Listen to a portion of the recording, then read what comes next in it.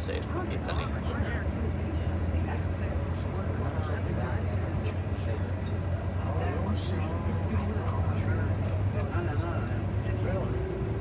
Dami tao sa dito sa plaza nila.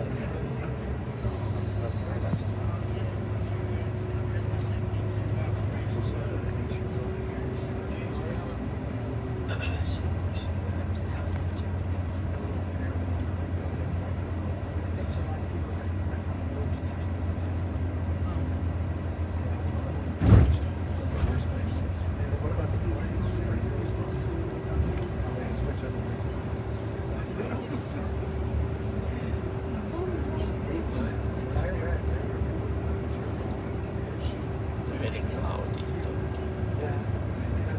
Wala yun ito sa Venice Marco Polo Airport. May mga turista ka na yung tourist ka dyan.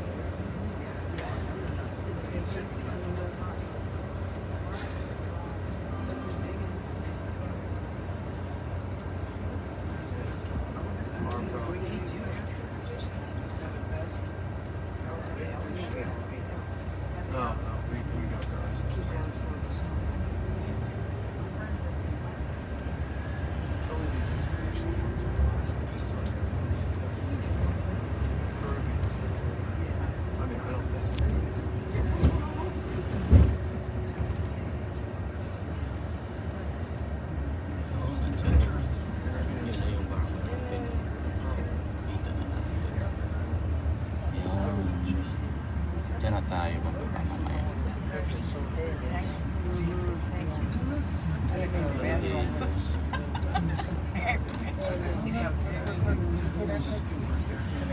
Dito tayo. Twist. So, yung bangko dito.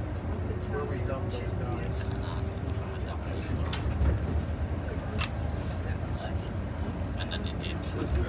So, center dito siya national. Dito sa Trieste, Italy.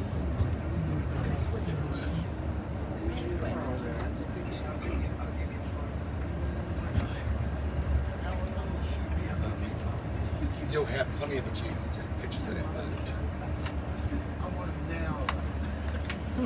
Please don't say boat in front of the captain.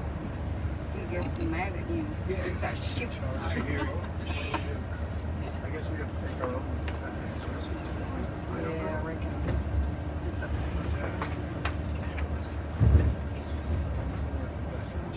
Tsaka may arka pa dyan. Arka. Arka daw yun. Yun na yung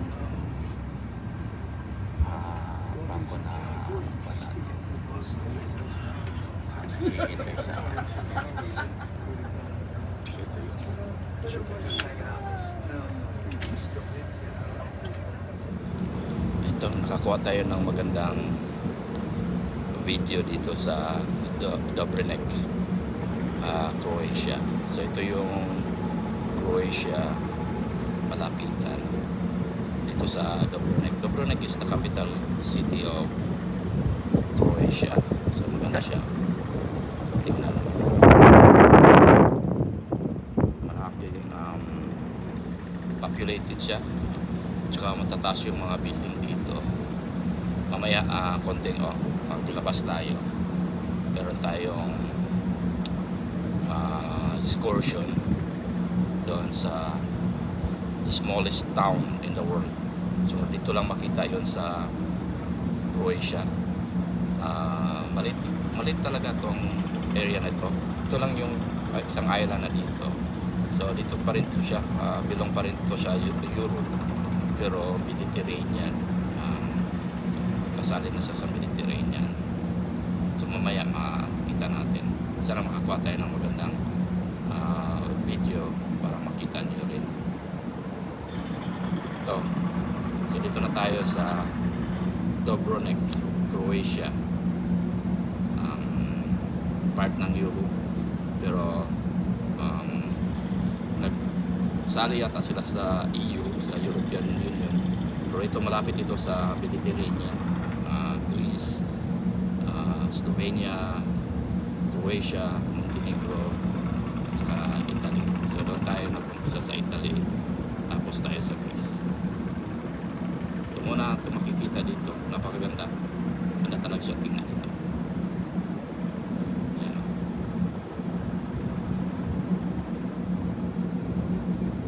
At mabuti naman at umupa yung ulan. Hindi na siya maulan ngayon. Pero malamig siya. Konti malamig. Pero mas malamig doon sa Switzerland at sa Norway. Shoutout natin yung mga viewers natin. Jojo Kamasora dyan sa Norway. Jo, thank you Jo sa mga pagpasyal nyo sa amin sa Norway. Amelia at saka si Josh, shoutout. At saka sa Ace, si Noel, shoutout sa atin lahat dyan. Shoutout din sa Mamix Kusina, shoutout. Sir Anthony Abe, shoutout. Tsaka iba pa yung mga kuha natin, mga supporters natin. First you have to taste and then to buy if you want to buy. So ito lang yung street dito, home. Napaka-lit siya.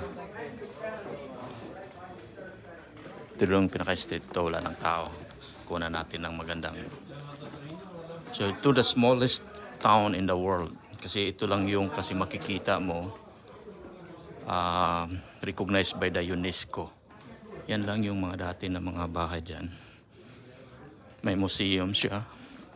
May simbahan. May paaralan. And population right now is only 28 people who live here. So itong makikita natin sa home. Napaka-historical. Built by 1700 by the Roman Empire.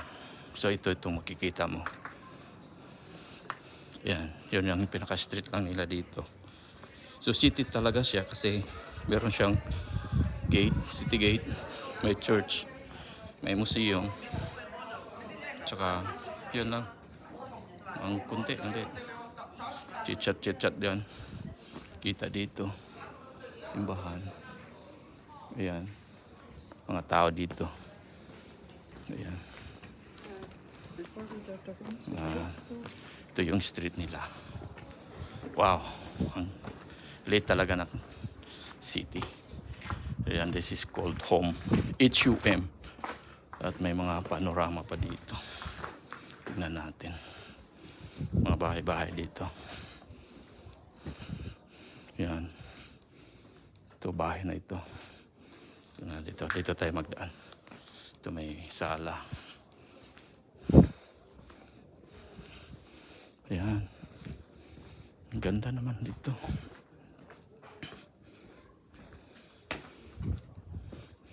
Yan, may panoramic dito. Tingnan natin, napakaganda oh. May butika pa. Makita mo itong bukid na to. Yan, may mga kotse pa dito. Yan oh. May panoramic dito. Tingnan natin dito. Kita natin. Yan. Doon naman sa kabila, yun ang malaki na town. Pero ito lang talaga ang pinakamaliit dito. Yes. Saka sa bukid na. Napakabukid na dito. Ayan o, yung daan natin. Pero napaka-develop kasi nilagyan nila ng daan, cemented road. Ito lang yung mga residents dito. Tsaka may bahay dito na maganda. Ayan o, maganda siya. Kunti lang. Tsaka ito yung lugar dito. Wow. Maganda. Maganda siguro dito pag fall, yung mga dahon mag-change. We don't know. Oh,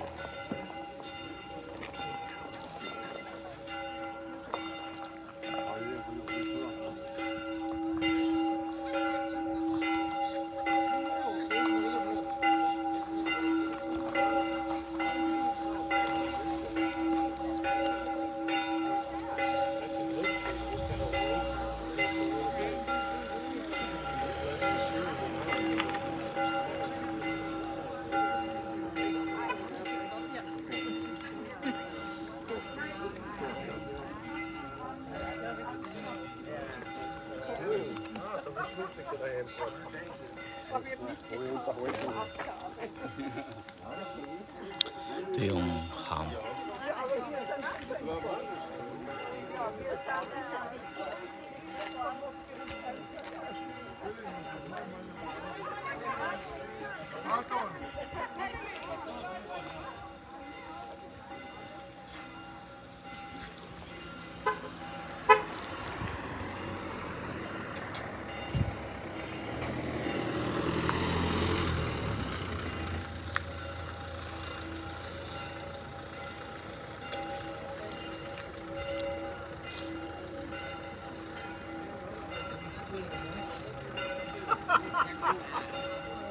If y'all think that's just a bird, no, he can't grab it.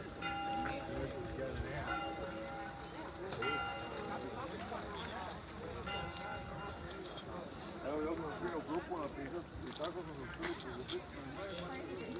Yeah, slick. Nice technology for anything.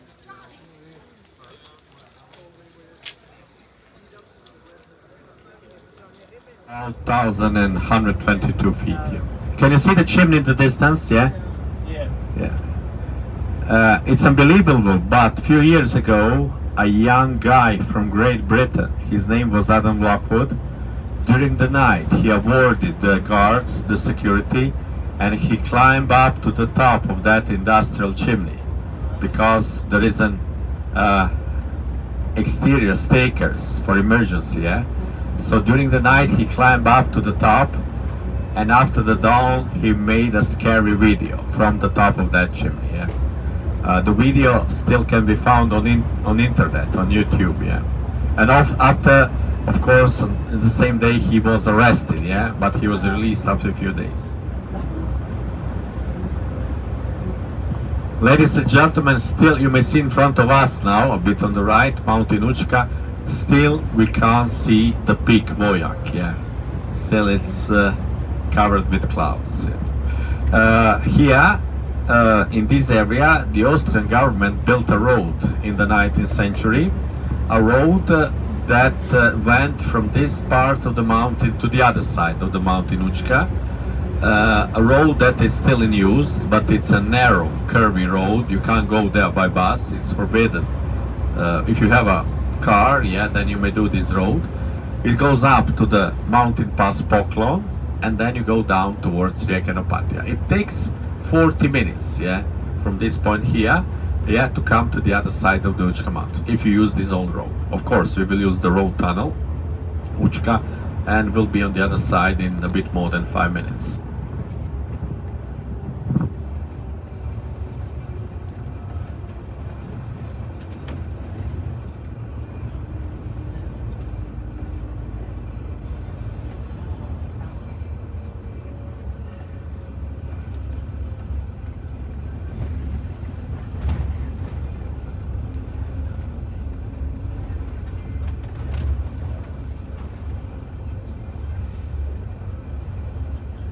Ladies and gentlemen, now on the left you may see the path of this old Austrian road. You see it, yeah?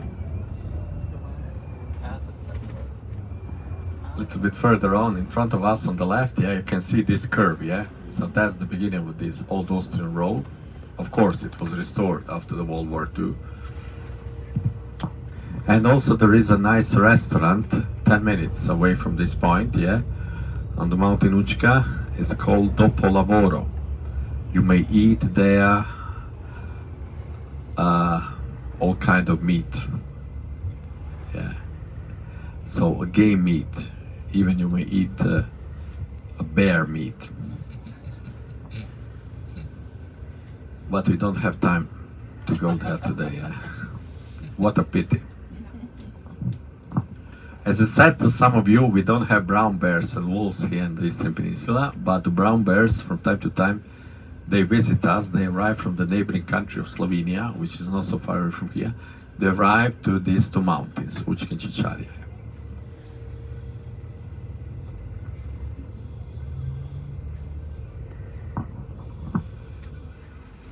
Vidite, ako može se, nemam, nisam dobio, ne. Zato jer mi učito ENC, pa zato vam dajem ENC.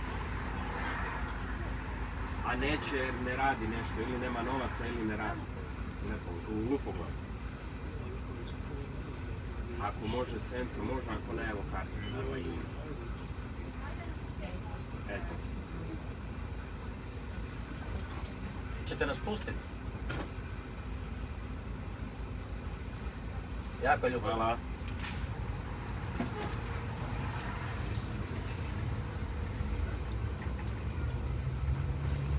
Yeah. Because I'm telling you, Delta has unlimited snacks. Šta ću stavio malo hladno? A, spalio sam im klimu. How is in the bus? Is it still hot or it's okay? Yeah, it's okay now, yeah. like 4 different kinds. And I was just like,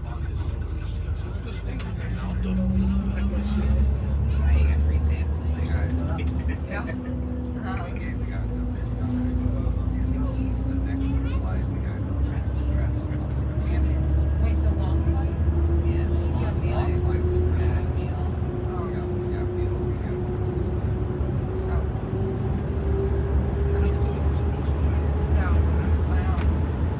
Real.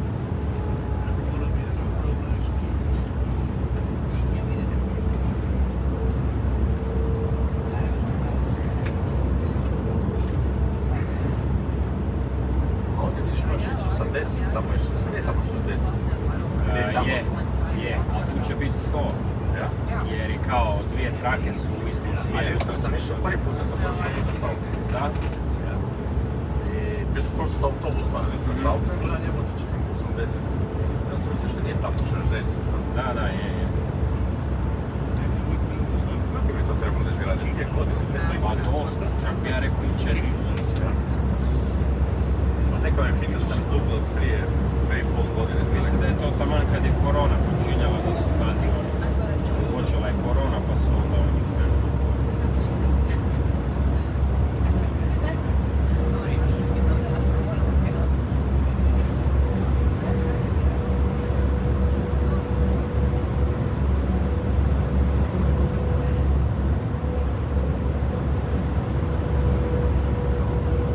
Ne, baš pravi.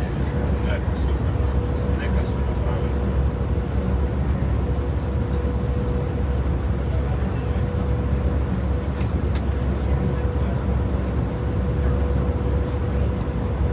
Ali ne znam je li sad skuplja cestarina. Mislim da nije, ja sam danas platio 2,10 koju. A to je to. A dobro sad mislim, oni moraju i onaj, kad otvore ono, i onaj i ovaj, Da. ali ovo će 6 mjeseci, ja mislim da zatvore na stari. Da. Ali to nije radi toga, nego da rade ovu cestu napred. Ali da ga mora isto malo srediti te stari. Town. It's a very tolerant, open-minded town. Yeah, the majority of the population are Croats, but we have minorities. We have a Muslim minority. The members of this Muslim minority are mostly the Bosnian people who arrive here from Bosnia and Herzegovina when Bosnia and Herzegovina was part of Yugoslavia. So they arrive here to work, yeah, in the shipyard of Rijeka, in the harbor of Rijeka, and so they remain here. Yeah. Then we have also Serbian minority here. We have Italian minority. So Rijeka is really an open-minded town, and it always was. Because in the Austrian period, in the period of the Austro-Hungarian monarchy, for example, beginning of the 20th century. By the way, here you may see a football field in Rijeka. Can you see it on the right? It's located where? In an old stone quarry. Can you see it? Yeah. So, more than 100 years ago, in the period of the Austro-Hungarian monarchy, the biggest part of the population in Rijeka used to speak at least 4 languages: Croatian, Italian, German, and Hungarian, believe it or not. Rijeka is also a town of rock music. The first Croatian punk band was founded in Rijeka in the late 70s of the 20th century. The name of the band was Parafi, and even nowadays Rijeka still has a very good rock scene.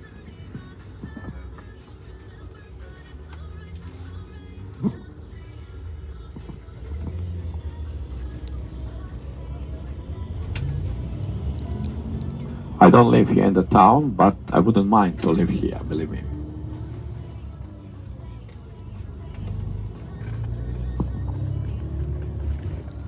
The town Rijeka is also in a certain way connected with the tragedy of Titanic. While Titanic was sinking, the first ship that approached sinking Titanic was the ship Carpathia. It belonged to the shipping line company Cunard Lines. And ship Carpathia at that period, before the World War I, was sailing on the line Rijeka, New York, Rijeka. So actually that ship was mostly transporting people from this area towards the United States, people who decided to emigrate, to find a better life in the States. By the way, on the right you may see part of the shipyard of Rijeka called 3rd May, so founded in 1894 during the Hungarian government. So, ship Carpathia was sailing in that period, from Rijeka to New York and back, and ship Carpathia once left the port of New York on the way to Rijeka, so they received an SOS call from sinking Titanic. They approached Titanic and they saved more than 700 passengers from Titanic. Of course, the ship Carpathia had to go back to New York. The survivors from Titanic disembarked there, and then Carpathia went back to Rijeka. When Carpathia, the ship Carpathia, arrived to Rijeka after that tragic event, the whole town was in the harbor. The town was waiting the heroes of Carpathia, the members of the crew, who saved so many passengers. The members of the crew Carpathia were mostly the local Croats here from this area. So the ship arrived to Rijeka, the crew disembarked here, and one of the members of the crew of Carpathia was a young waiter, 19 years old waiter, Ivan Tsar, that was his name. He came back, from this adventure. Actually, he took a souvenir, he took a life jacket from Titanic. So this life jacket remained in his family until the 30s of the 20th century, and then his sister donated this life jacket to the local Maritime and Historical Museum of Rijeka. It's still held here in Rijeka. And this is the only life jacket from Titanic held in Rijeka, in Europe, so located in one of the museums in Europe. Because the other 3 or 4 that remain, they are located in the States and in Canada. During the period of the Austro-Hungarian monarchy, United States had a consulate here in Rijeka, and the consular agent of the United States for about 2 years here was a guy called Fiorello LaGuardia, who later became the mayor of New York. I was told that was the most successful mayor of New York. I think he also became the member of the US Congress, and one of the airports in New York was named after him, Fiorello LaGuardia. So he lived and worked in Rijeka for about 2 years. Also, when you reach the main street in Rijeka, that is called Corso, in the beginning of the street there is a pub called Fiorello, located in the same building, that belonged to the American consulate more than 100 years ago.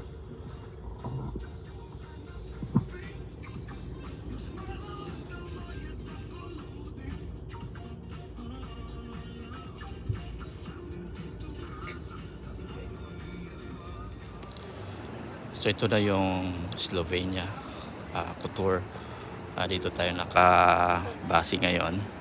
Tsaka ito yung barko natin na sinasakyan, Norwegian Pearl. Malaki din siya, 3,000 capacity. So fully book yung barko natin ngayon. Nasa 3,000 yung capacity nito. So 3,000 passengers plus I guess to 1,000 yung staff, cruise. So nasa 4,000 lahat yun. So ito yun, Norwegian Pearl. So dito tayo sa Slovenia, Koper. Bago tayo makalimutan, mag shoutout muna tayo. Shoutout sa ating mga masugid na mga watchers. Shoutout Alexis, Mix Kusina, Ma'am Emma. Shoutout sa buong mundo na nanonood sa atin. So dito tayo sa Koper, Slovenia. So ito yon, sa pier. Maghintay tayo ng oras sa ating excursion is 10:45. So dito makikita mo maraming mga taxi dito. Ito yung mga taxi dito. Mababait siguro yung mga taxi dito kasi nakalarga naman ito. So may mga private tour kung gusto mo. Tsaka yung mga tao paikot-ikot lang dito sa syudad. May excursion tayo doon sa Cavern. So may mga souvenir shops dito. Ayan, may mga souvenirs. Ayan. So mamaya, pasok tayo mamaya mga alas 10. Pasyal-pasyal mo lang tayo dito sa labas. So ang dami, maganda dito. Pero simple lang yung nila dito. Yung mga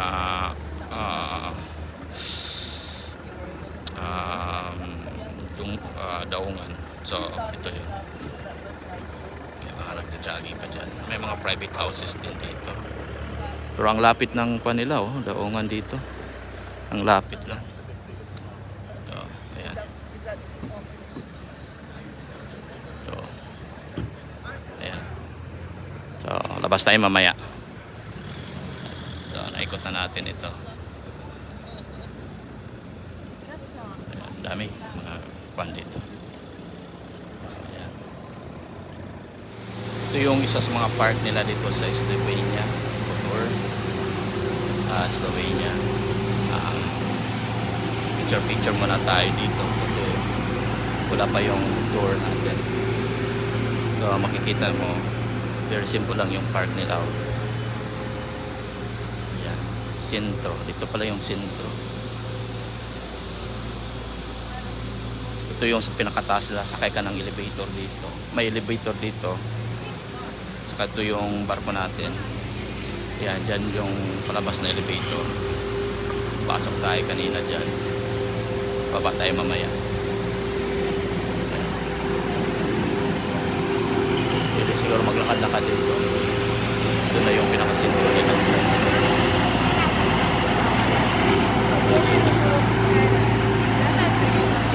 Ito yung pinakasentro nila dito.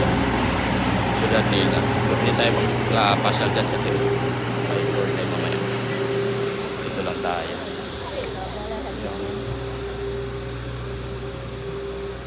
Dito lang. Saka ito yung makukuha natin dito. Yung park nila. Kuha tayo ng video dito. Kaya tayo dito. Ito yung makikita mo dito. Yung isa sa mga park nila.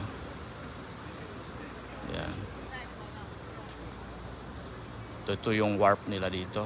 Itong daungan nila. Yan. Dito tayo sa Slovenia. Kotor. Dito nakadak yung barko natin. Ito. Ikutin natin para makuha nyo yung view dito sa Slovenia. Very simple lang yung warp nila. Tsaka hindi magulo. Hindi traffic. Masyado sasakyan. Mga tao dito behave, wala masyadong pakialam. Ayan. Pero may syudad yata dito. Ito yung park nila, pinaka-park nila. Ayan. Pinaka-park. Ito mga turista ito. Ayan. So dito to sa Kotor, Slovenia. Ito yung city street nila dito sa Kotor, Slovenia. Ang late ng mga streets nila dito. Ito lang yun. Yan. Ang late ng mga kalye nila dito. Solas. Pero hindi tayo makalabas doon kasi kuwan pa. May airport. Yan. Napaka late yung kalye nila. Mamaya siguro baka may chance tayo makaikot dyan. Papasok muna tayo doon sa loob kasi may iwan tayo ng bus.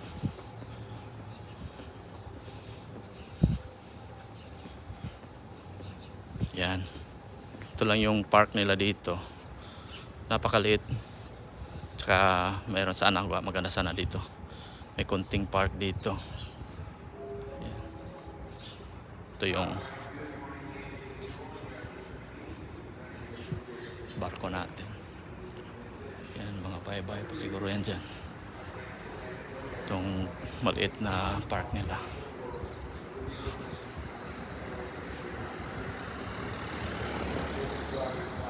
Yan. Balik tayo. Tsaka ito yung street nila dito. Napakaliit. Ito sa kabila. Yun. Ito yung street nila dito. Tingnan natin yung barko natin. Del Permisi. Ito yung barko natin. So dito tayo sa park nakapwesto. Yan. Ito yung Kotor, Slovenia. Ito yung barko na nakuha natin.